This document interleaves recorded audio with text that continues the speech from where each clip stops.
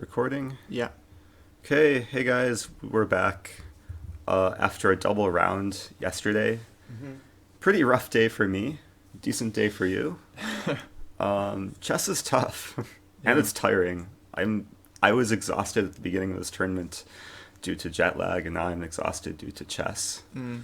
So, Yeah, um, it's a tough game. yeah. But hopefully I have some instructive moments to share from yesterday. Right. Definitely some painful moments, but at least my first loss yesterday was against the top seed, Grandmaster. Have no idea how to pronounce his name. Mora Ryu, Andre, from Romania, and he beat me. Morario, maybe. Morario. I don't know. There's a lot of R's in his name. Yeah. Yeah, he beat me pretty swiftly. It was like, if you just take a glance at the game, it seems like he just crushed me. Even though I thought I was better at some point, he got a very vicious attack, and then I just collapsed. So we'll take a look at the opening. I attempted to surprise him on move 1 by playing e5, because I normally play Sicilian Taimanov.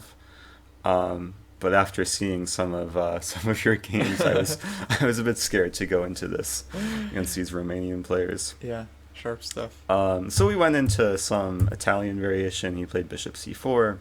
I was expecting the Scotch, but I had to be prepared for anything. So this is a line that I teach my students with this early a6 idea to play bishop a7 and just stay flexible. So he was taking more time than me in the opening, which gave me some confidence, because this is still preparation.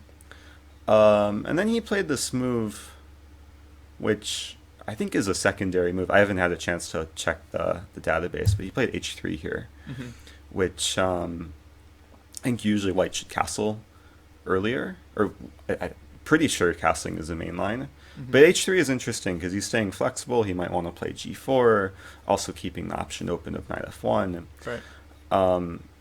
So I started thinking here, and I played what seemed like a natural move, rook e8. And then he surprised me. I was expecting him just to castle and have some more mainline, but he played the immediate knight f1. I actually had a student who played a very similar line recently, in which my student played some move like d6 in this position, and I had gone over the game with her and told her that the most thematic move here is not to play d6, but to play d5, Right. just to try and open the center when white is slow to castle. So that's what I did, and I was feeling pretty happy, because now I have threats of course, taking on e4, and there's some line here, like if white takes on d5, take and knight g3, I would be very happy to play knight f4. Yeah. And this is one of the instances where white kind of regrets not castling early enough, as I'm attacking g2 and d3, and this is already a really nice position for black. Right. So I think I showed my student like the same line just a few weeks ago.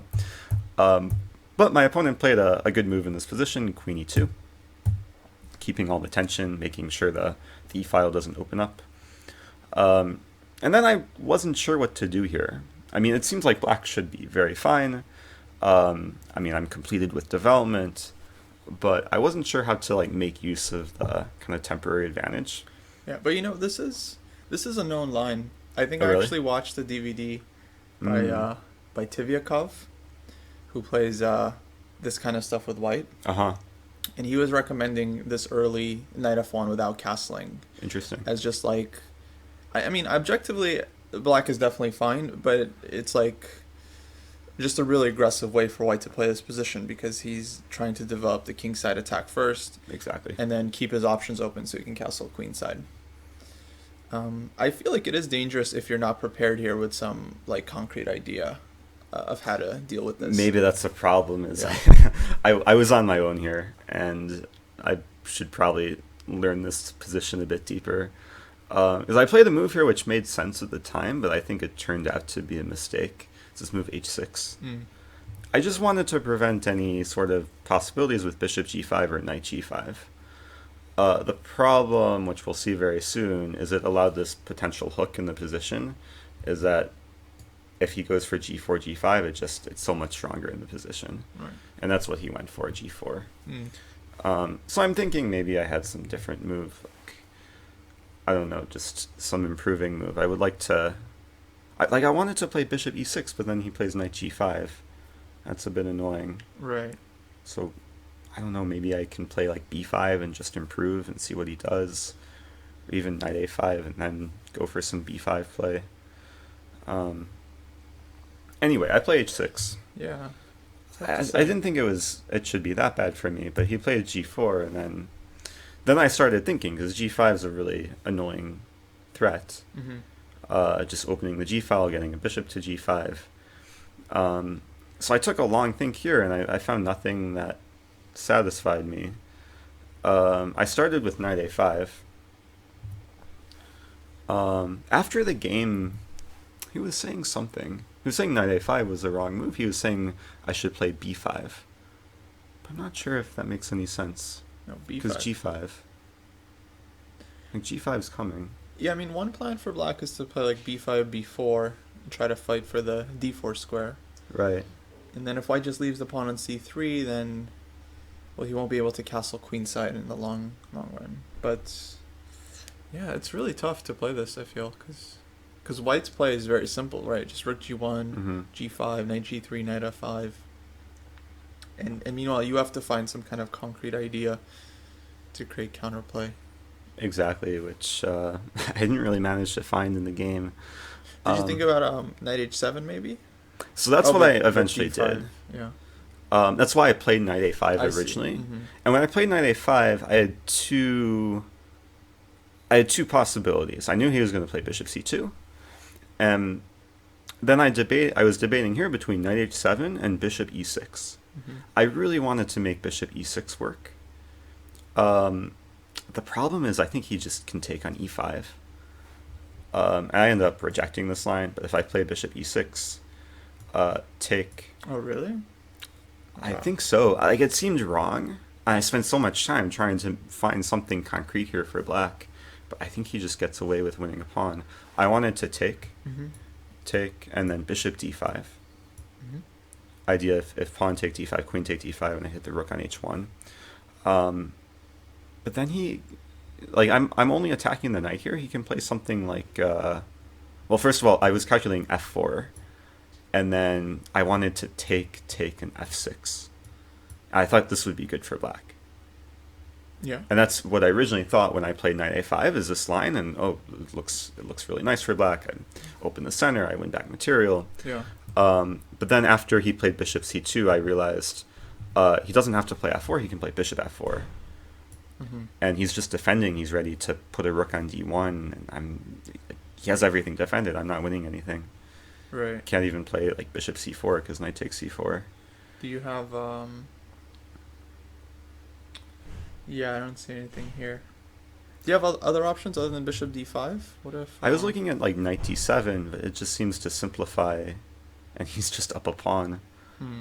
And he has so many ideas, like between putting a rook on d1 or just knight g3 and castling, or even bishop e3, just going for simplifications.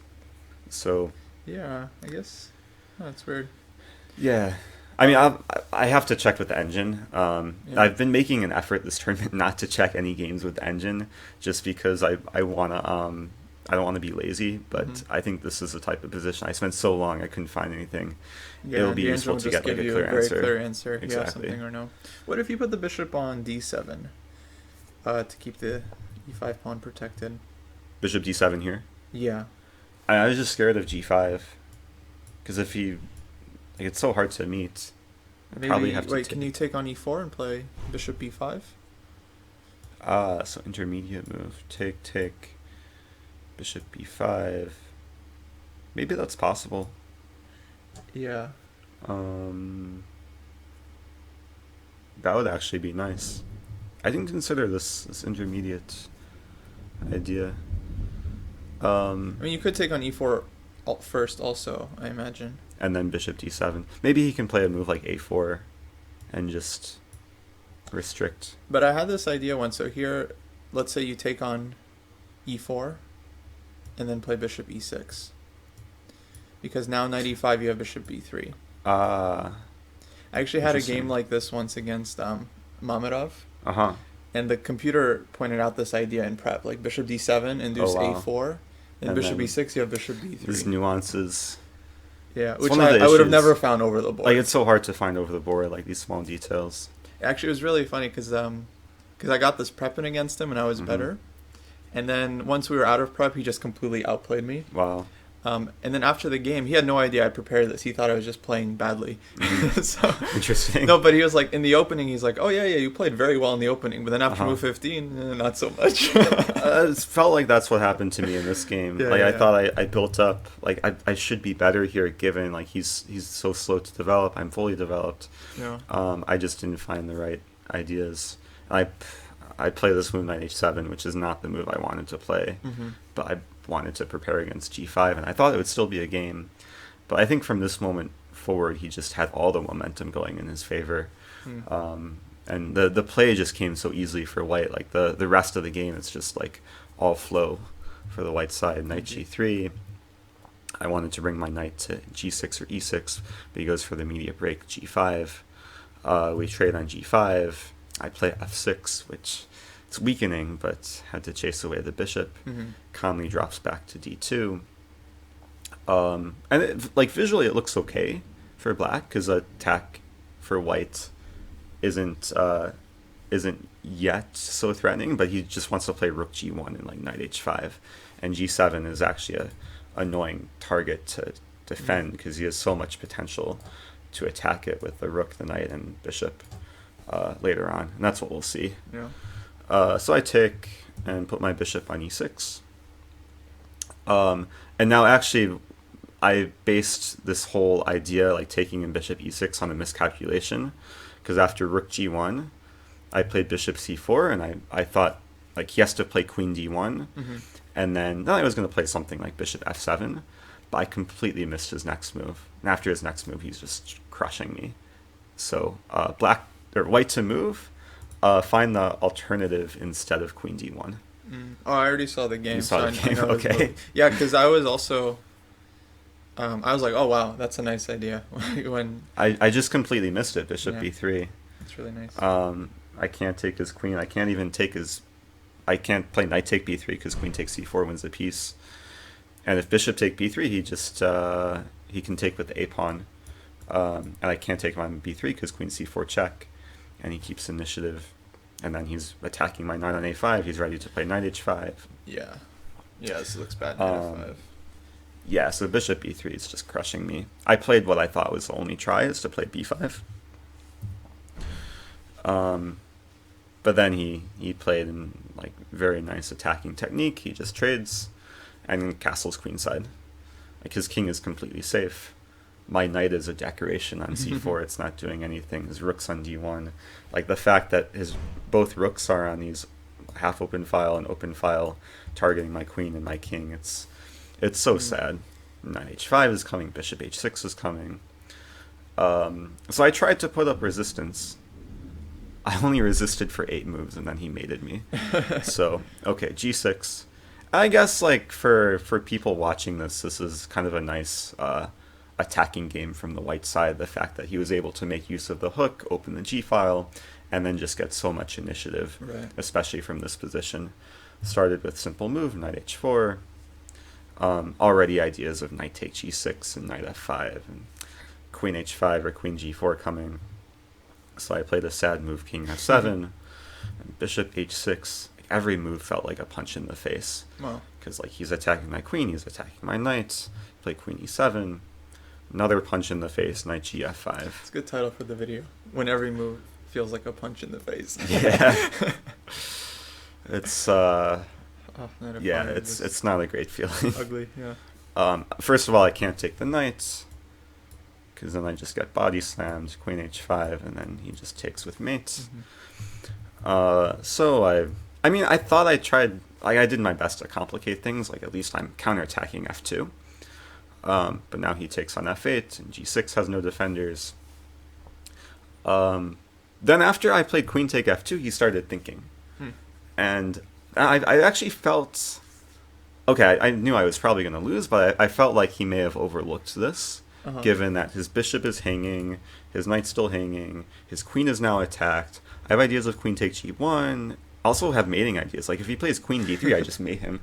So I was That would hoping be for some incredible. miracle. Yeah. But yeah, but like any endgame, you're going to be winning the bishop back, so you're Right. going to be okay there. So I guess this is a good exercise for white. Let me just can I delete the Oh yeah, just click on the annotations? brown area. Oh wow, I never knew that. Okay, Yeah. it's good to know. Yeah, this is a good exercise from the white side, like white to move and just destroy black. So white's a plain win. Yes. I won't make you solve it. You probably already see the notation. No, I saw the game. Yeah. Okay. It was. So the whole idea for white is to ignore everything that's hanging and just go for the attack against the king. Rook d7 check. I don't think I can take on f8 because then he starts doing things to me. So I play king e6. Oh, there's more pieces hanging. And it's incredible. Like almost all his pieces are hanging. Like both rooks. No, every piece is Queen. under attack. Yeah. Like knight on h4. And Yeah. still like b2 That's potential remarkable. too. Yeah, so anyone who says, "Oh, just defend all your pieces," is wrong. That's not how That's you play nonsense. Yeah. But now, okay, he plays amazing move, and I think this move is simple to play given that, okay, my king's on e6, it has no squares to move to. Mhm. Just plays rook gd1. Beautiful. And now he just has a simple threat of knight g7 mate. And what to do. And if I take the knight, he takes back with pawn, and he wins. So I was about to resign here, but then I wanted to play on one more move, knight d6. Mm-hmm. Because still, like, all his pieces are hanging. Yeah. And now he plays another simple move. Rook takes c7. And he's threatening mate on d6 and mate on g7. Right. And then I let him mate me. Queen take. I won his queen at least, and then he Mhm. mated me. So Oh, that he was chose sad. this one with the rook, not knight g7.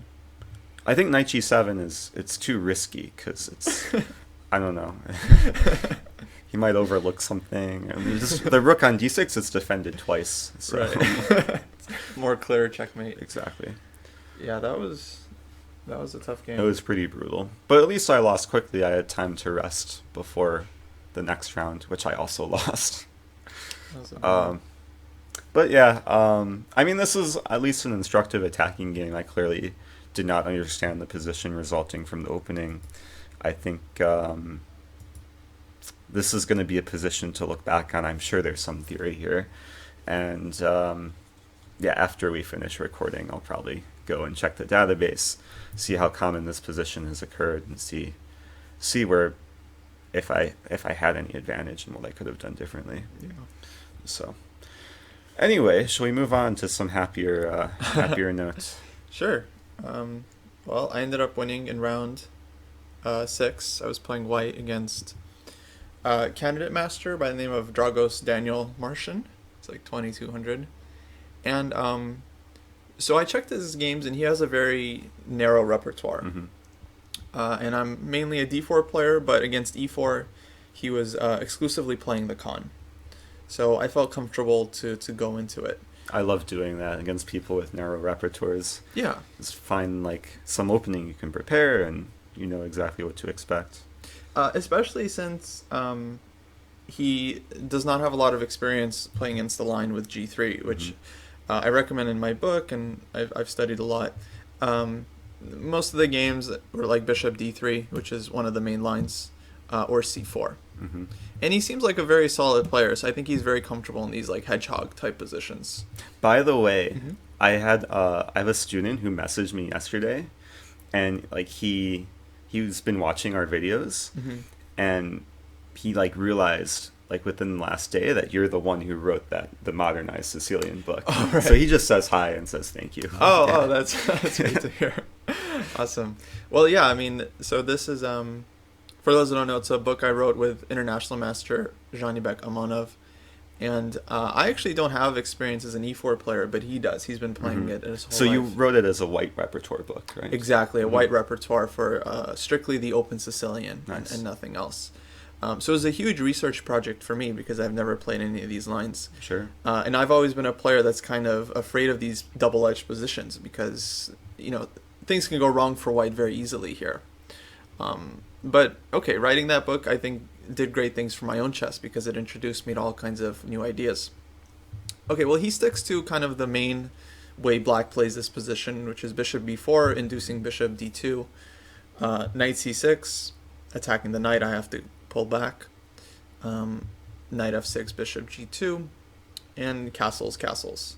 And now bishop e7. So this is a normal move because he wants to retreat before he plays d6. Otherwise his bishop gets hit with a3. He had a game like this once before, and I think he misplayed it. It wasn't this exact move order, but white's idea in this line is actually extremely aggressive. The point is to play f4 and g4 very, very quickly. And then we're trying to play g5, lift the rook to h3, bring the queen to h5, or h4 if black plays g6. And white just gets a very, very strong attack. In that game, I don't think it was this exact move order, but he played this move h6, which is a very, very double-edged move. Black's idea is if he played g5, he can force you to give up your pawn on f4, and then his knights get the e5 square, which is extremely useful. Optically, this looks good for white, but it's surprisingly difficult to checkmate here because the knight on e5 controls f3 and comes to g6, and just so many good squares. So h6 is a very useful move, but the main drawback, generally speaking in Sicilians, is that when white plays h4, the attack is now a lot stronger because you have this hook. It's this hook, same theme in from the previous game too. Yeah, exactly. And so sometimes black can get away with this. There's some knight orfs when you can do this, but I think if you castle and play h6 super early, it's very dangerous. Right. I mean, you have to be very, very accurate. Okay, in this game I started with a3. I'm not exactly sure why. I could have played f4. I think maybe I was wondering if he's going to go for some d5 line. I just wanted to have him show his cards, because a3 is going to be the response to b5 anyway, so it's kind of a useful move. Okay, he plays d6. f4, we kind of transpose back into normal lines, b5, g4, and here he plays knight d7. So it's a typical move. He's planning on transferring the knight to b6 and c4, and the main way for white to play is again g5, and if knight b6, sometimes white can even just play f5, and just trying to play f6. I mean, this position, again, it looks optically good, but white is not that close to just mating here. You still have to develop the attack. And black is very, very solid, and we've given up the e5 square. So, very double-edged position still. I decided to go for a different plan, queen e2. And the idea here is just extremely prophylactic. After knight b6, I want to play rook a d1. And knight c4, I'm ready to meet with bishop c1. That's nice. Just like limit black's queenside play before you go for the kingside attack. Exactly. And I think the knight on c4, actually, it's similar to the knight in your game. It's just a decoration. I mean, not necessarily. It's definitely putting pressure on white's position. So I always have to watch out for knight takes a3. Right. And hitting e3, it's ready to jump to e5. But it is in the way a little bit because now black can't play b4. The knight hangs. That's true. And he also doesn't have the pressure on the c-file when this knight is always on c4. But white's bishop on c1 is defending the weakness and is always ready to include itself in the king side. In the long term, if my knight can ever get to d4, I also have this idea of playing b3, bishop b2. So I felt interesting. I felt like it was an interesting position here. Okay, he plays h6, which we saw, or I said he did in the other game as well. I think it's dubious here too. Sometimes you can pick up on little things that your opponents do. Like if they make a positional mistake in one game, they're sometimes likely to repeat it in other games, which is interesting. He should have done, according to the engine, queen b6 check and a5. And here you get some counterplay with b4. Apparently white has this knight d5 move, where the bishop on e7 will be hanging. Another benefit of putting the queen on e2 is that you always have this knight d5 idea. Things would be a mess. I'm not sure if I would have gone for knight d5 or not, but I think that was the better way for black to play. Okay, he plays h6. And actually here I really should have taken a timeout with king h1 just to get out of the way of queen b6. I ended up going with rook d3, which is a thematic idea. I can't really play h4 here because of the bishop, but I have the second plan to put the rook on h3 and then play g5, queen h5. So again, he should have given check and played a5, or even a5 right away might be stronger, using this common trick that I can't take the pawn because of queen b6 check, knight d4, and e5. And he's killing me on this diagonal. Yeah, my first chess coach, because I used to play Open Sicilians when I was much younger, and my first chess coach said king h1 is always a typical Sicilian move, especially when the pawn's on f4. You should play king h1 instinctively. Yeah, it's a very, very useful move. So I feel like I misplayed the position a little bit, but fortunately he didn't punish me with this a5 idea, which would have been really strong. He plays kind of more normal bishop b7, rook h3, rook e8, and g5. I mean, here I felt good, but I wasn't sure exactly how good it was. So of course he can't take. Queen h5 is And wasn't that the whole point of playing h6 was to take and get the e5 square? Right. So well, it seems like it kind of backfired. Yeah, now black has issues because white is ready to take on h6 and start opening things up. But he has this typical idea. He just plays bishop f8, and his point is that g takes h6, he's going to play g6, and just try to keep things as closed as possible. And I spent a lot of time trying to figure out this position. It's a very thematic one. Black does this thing kind of a lot. It's usually a, what's the right term, like a last resort, where like if they have no other way of getting counterplay, they can't, stop the attack, they're just going to give the pawn, try to blockade with the king on h7, and say it's hard for white to break through. Because whenever I push f5 here, he again gets the e5 square. Unfortunately, I really misevaluated this position, because sometimes this is working for black, but here's just a really good version for white. So had I just played f5, let's say knight e5, e takes f5 is definitely possible, but a lot of times it runs into knight d5, which hits the queen, and things get very risky for black. So more likely knight e5 would be played. And then I can play a move like king h1. I can also take first and then play king h1. And I think what I misevaluated here is that in the final position, I wasn't sure how exactly I'm going to be adding the pressure. Because his plan is pretty clear, king h7, he might put a rook on the 7th rank. It just seems like all the entry squares are covered. I don't see any potential sacrifices, any breakthroughs. But I was playing around, and the engine loves this for white. I mean, like, we're talking +3. Wow. And so the plan that it points out is just putting the knight on d4 to put pressure on e6, in some cases threatening rook f6, and then switching the rook to g3 and playing bishop h3, which is very strong. That's interesting. Yeah. Sometimes it's a matter of like identifying one target that you can attack multiple times. I guess e6 isn't the most obvious target in this position. Yeah, you would think g6 or trying to play h4, h5. Right. Yeah, and I just felt like, well, not seeing a really clear plan to improve my position, you kind of panic with white, because if your attack stalls out, positionally, black is much better. It's understandable, like you've committed your f1 and you've given the e5 square, so the rook is on some h3. Yeah. But that was definitely a misevaluation, because what I realized later in the game that I failed to realize here is that he actually has very little counterplay. And this is the trade-off that black has to think about in the Sicilian, because sometimes they can make a lot of defensive moves and prevent you from getting your attack in, but then they still don't get their own counterplay going. Right. Once they do start trying to create counterplay, then the attack becomes stronger. Like in many of these positions, black tries to play a move like knight a5, which is obviously going to be very harmful for the kingside attack, but at the same time creating threats. So yeah, in any case, I decided to play king h1. I just wanted to keep the tension longer. He plays queen b6. So again, if I take on h6, I think this position is really good for white. Do you consider, so take on h6, g6, there's an idea, rook g3 and then h4, h5? Yeah, definitely. Essentially, I felt that, let's say he plays like king h7. h4? I felt like he's just going to put the knight on e7 at some point.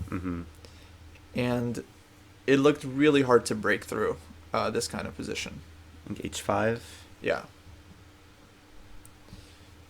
Just want to like continue adding pressure, maybe even like triple up on the G file. Put bishop on H3, rook on G1. Yeah, definitely. I mean, definitely seems very, very possible. Because you attempt to break through without giving away the E5 square. Right. Just keeping the pawn on F4. Mm-hmm.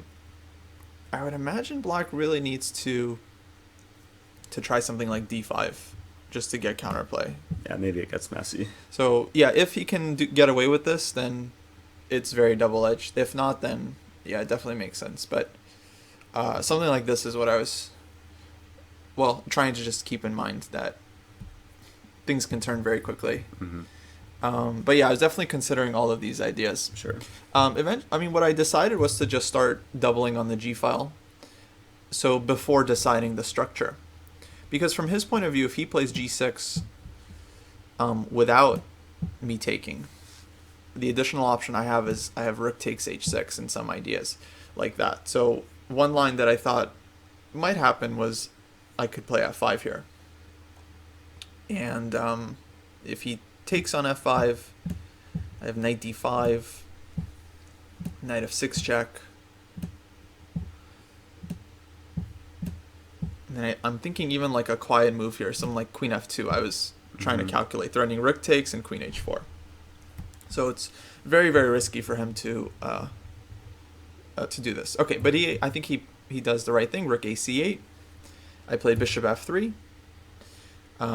Now I'm also having the additional threat of playing queen G2, and then rook takes H6 with this discovered attack. Nice. Okay, so here he plays G6. And now it's a critical moment.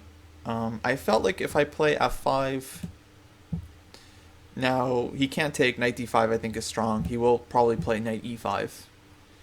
And I wasn't quite sure how to evaluate this, because he wants to take on F3 and take this important bishop and then break with D5. There's so much tension in this position.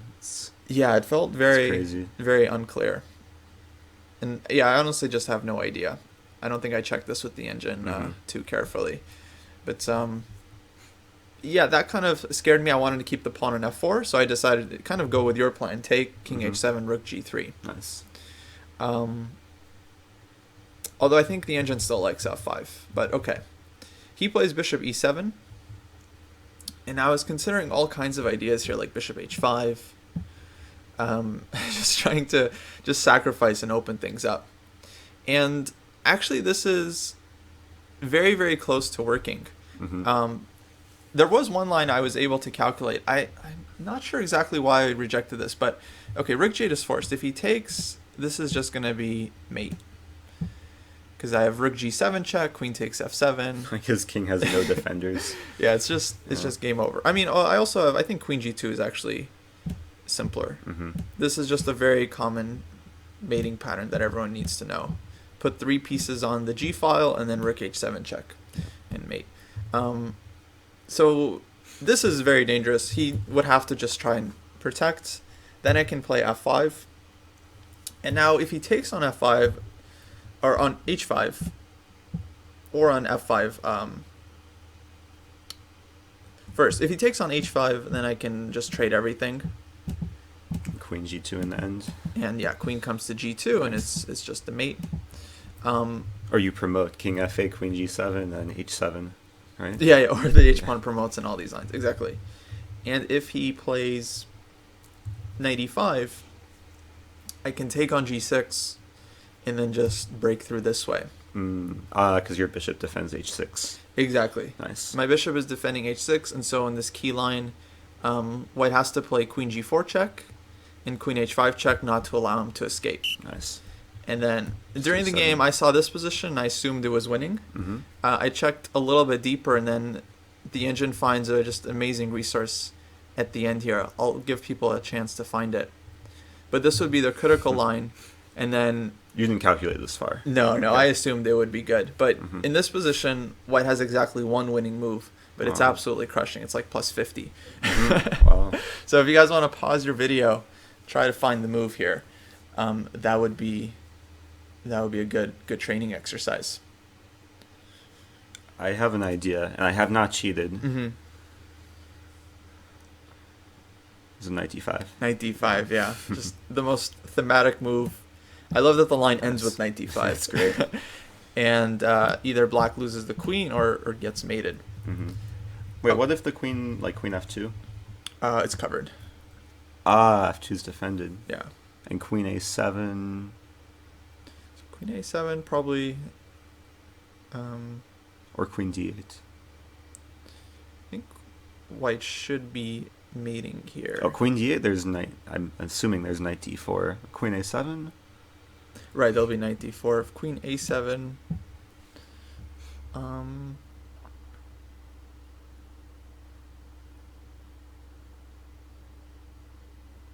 Wait, I think I see something. Knight a5. Mm-hmm. Knight take a5. Knight b4. And then yes. king b6, bishop e3 mate. If king c5, it's a nice mate. Right. Bishop e3, anyway. Yeah, we're winning the queen. Yeah, nice. exactly. I think actually we can do this too, and King b6. and queen f2. I think should be queens winning. move backwards. Nice. Yeah, or I mean rook c5. I like your way actually because we get the bishop to e3. Exactly. Okay, but yeah, it's kind of impractical to keep calculating. You assume you'll it's have hard to something calculate, with such yeah. a strong pawn. But I ended up rejecting this because I think after ef5, I wasn't exactly sure what to do here. But the engine finds some forced win. I think just break through again and Just another long calculation. it's winning. Yeah. Or maybe I wasn't sure if he for example, this position I wasn't quite clear if maybe he has another move rather than just taking the rook. Mm-hmm. Or if he can take the rook and then maybe play like queen d8 or something. But I assume white is just mating by force. Mm-hmm. But yeah, that was kind of my last chance to really fight for the advantage from here. I ended up playing this move bishop g4, threatening a different sacrifice to take on e6 and then take on g6. And he plays a really strong move, bishop h4, which I just underestimated. So he first dislodges my rook, and then his plan is to go back bishop f6 and be very solid. Mm-hmm. And here I kind of realized, oops, the tide is turning, so I took on e6 almost out of desperation, but it turns out just to be quite dubious. Okay, if he takes on e6, I think I can take on g6, and this looks really good. So I have queen g4 coming, his bishop is stuck, rook g7, and a lot of mates. If he takes on g3, you take on f7. And everything is kind of collapsing for black. Wow. So he takes with the rook. This is critical. The idea is to play f5. So with tempo, I'm hitting g6, and I get knight d5. So of course, if he just moves back, we get the same position, and I think white is just winning. Take. And if he takes on f5, queen h5 looks just devastating. Everything hanging, everything with mate, g7 square is always very vulnerable. So he takes on g3. It took on e6. And here, if he just keeps the bishop, he keeps the piece, white truly just doesn't have enough. So it was, a semi-bluff, because this position looks quite scary, but if there's no mate, there's no mate. And so black is probably just going to end up a piece here. I mean, I have some ideas. The knight can come to d5. G6 pawn is not obvious how to protect. I guess he has knight e7, but then the f8 square is always going to be dangerous, or like bishop g5 ideas. Oh, this seems hard to evaluate. Yeah, I'm it's sure unclear. the computer just loves black up a piece. Right. Practically, I mean, g6 looks hard to defend. Yeah, and I'm turning rook takes g6 in many positions. So, it's like, it's one of those things where, well, I mean, you have to take a risk at some point. Otherwise, you might just get worse and no counterplay, which in the Sicilian is definitely a nightmare. So it's definitely a risk. It ends up paying off because he decides to just take back on e6, give back the material, but kind of stabilize his position with knight e5. Now white's up a pawn. Black has good positional compensation, but black still doesn't have a whole lot of counterplay yet. And only here I realized that actually if my knight can just somehow get to d4 and put pressure on e6, then he's going to have a tough time. He's also threatening actually at this point to play rook f8 and rook f2. So I actually found the only way to not get worse here, because if black is allowed to do this, it could be bad. I played queen f1, so threatening queen f6 and stopping rook f8. Nice. He found the best move rook c7, just trying to get to f7. Queen f8 leads nowhere, just rook f7, and queen g1. And what I realized here is actually if we go into the endgame, I might not be better, but I'm definitely not worse. Because my knight's going to come to d4, he's going to have to defend the e6 pawn, and his knights on e5 and c4 are great, but yeah, they're not attacking anything. So at first it looks great for black, like given your pawn weaknesses. right, But like your e4 and h6 pawn are pretty stable. exactly. This is what happened? No, he didn't trade, but I think objectively he should be okay here, but yeah, it's not... I think white is kind of should be pushing here, at least slightly. He plays queen c6, so he wants to keep the queens on the board. I played h4, queen e8, and here the game starts turning again. Now I really regretted not playing knight d4 here just right away. I decided to play h5, and then finally he pushes a5. And here I realized, oh, if my knight was on d4, this would be impossible, because the knight would be hitting b5. So I was kind of upset that I allowed him this counterplay, because now he wants to play b4, and I have a real problem with my e4 pawn. So I missed the best move here. I ended up playing queen d4 just to defend the pawn, but queen g2 would have been a lot stronger to defend the pawn this way and just keep the d4 square open for the knight. It's got to feel weird putting your queen and king on the same diagonal as a bishop. As this, yeah, to be honest, I didn't even see this move was possible. Yeah. But that's the computer for you. It's just like no shame. From a human point of view, especially now, it's been a complicated game, right? We're both going to be in time trouble very soon. Right. Yeah, but okay, objectively that was still good. Anyway, queen d4, rook f7. The engine points out amazing move g5, which is just fantastic. Rook take g5. Oh, knight f3. Wait. No, there's no rook knight take f3. So bishop g5, queen comes to h5 with check. That's clear. Rook g5. The idea is just queen f8 and just infiltrate on the f file, which you couldn't do before because I would take on g6 with check and then things get murky. But here, black is just winning. Wow. Yeah, I mean, well, yeah, amazing. What can you say? He played rook f7, kind of more normal. I decided to play knight d2. I figure, okay, his knights are superfluous, but I need to trade them off. I can try to play b3. I have to do something here. Queen e7. He was trying to get to h4. I decided to take on c4. I actually completely missed this move as possible. Knight f3 would have been a lot stronger, because he has a problem with the g7 square and the g6 square. So knight takes f3, I take on g6. If rook takes f3, I still take on g6, and I end up winning the exchange. Nice. And he has some checks, but the rook and the king, they're okay. They kind of hold everything. But okay, I took on c4. He throws in this check. bc4. I take on g6. And I was very nervous in this position because it looks like black has just completely taken over the initiative. I mean, f-file, queen on h4, knight on g6 is ready to give me so many nasty checks. This bishop is a lot. I mean, the only reason I'm surviving is because the knight on c3 defends the e4 pawn. I actually think this knight on c3, it barely moves, but it's the real MVP in the game. I found the only way, bishop g5, I have to take control over some squares, and queen takes c4. And now the knight is not only defending e4, but also the e2 square and the d1 square. So it's dominating the queen on h5. Nice. As for this reason, I can't take the d6 pawn, because he'll play bishop takes e4, and white can resign. Knight e4, queen e2 check, and I'm getting mated. So queen c4 is the only move I saw to keep everything protected. He plays d5, which I think is okay. I took queen d4. And in this position it's so weird. I mean, white is 2 pawns up. His bishop on b7 seems dead, just fully blockaded. His queen has no moves. His knight has no moves. His rook has to defend g7. Oh, it's tied down, yeah.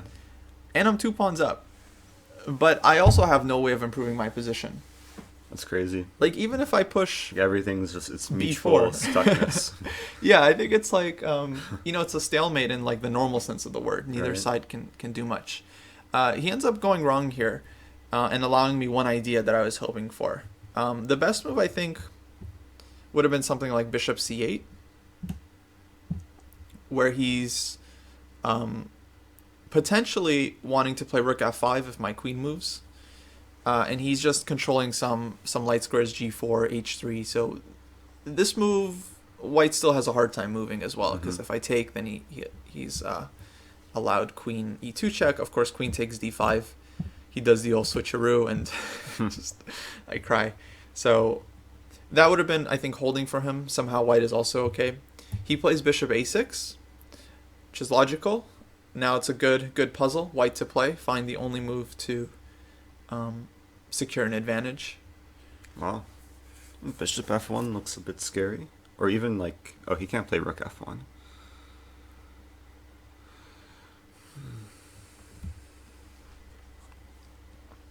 I didn't even see like that you had a tough game. I took a glance at the opening. I thought you just crushed him with your attack, but oh no, my game was further brutal. from the truth. Yeah. I guess I finished so quickly and I just spent most of the time crying. I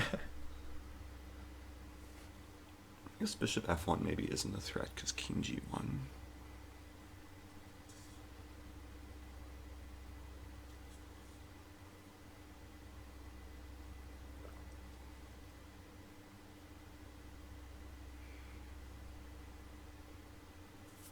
I mean, I really want to take on d5, but just bishop b7 back. Yeah, it's a big problem. Is it just a matter of simplifying? Can you just play queen d1? I think there's something wrong with queen d1. I play queen g4. Queen g4, same idea. Same idea. I'm not sure exactly what the problem is with this move. Maybe your knight gets misplaced. Maybe he just takes and my knight is misplaced, and he can still get some counterplay. But yeah, after queen g4, I forced a trade of queens, and I'm able to just get a 2-pawn up endgame. So bishop c8 would have stopped this, or if he leaves his bishop on b7, he would have d4. He would have d4. So bishop a6 is like the ideal square for you. Yeah, it was a huge mistake. Obviously induced by time trouble. I think he's down to 2 minutes at this point. I think he's played the game quite well, considering he probably wasn't super familiar with the middle game. So yeah, queen g4, I force him to trade. If he throws in the check, it doesn't help him. His bishop just kind of misplaced.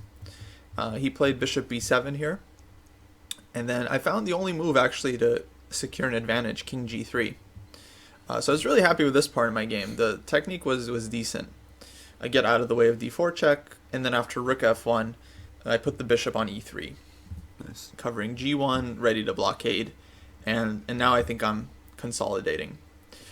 So he tried rook h1, rook g5, hitting the d5 pawn,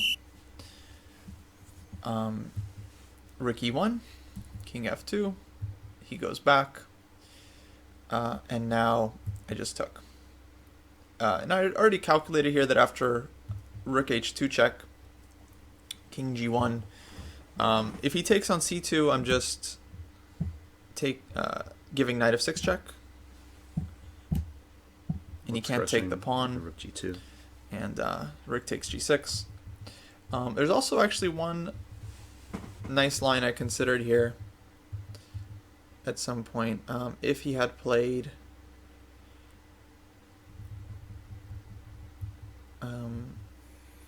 how did this line go?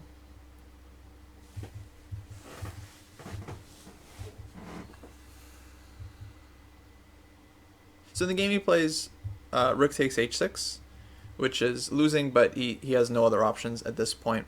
But there was one idea I was considering during the game, that if we somehow traded rooks, and the viewers will have to imagine this, but if we trade rooks, my bishop is on e3 covering the pawn, then I play knight f6 check, forcing king h8.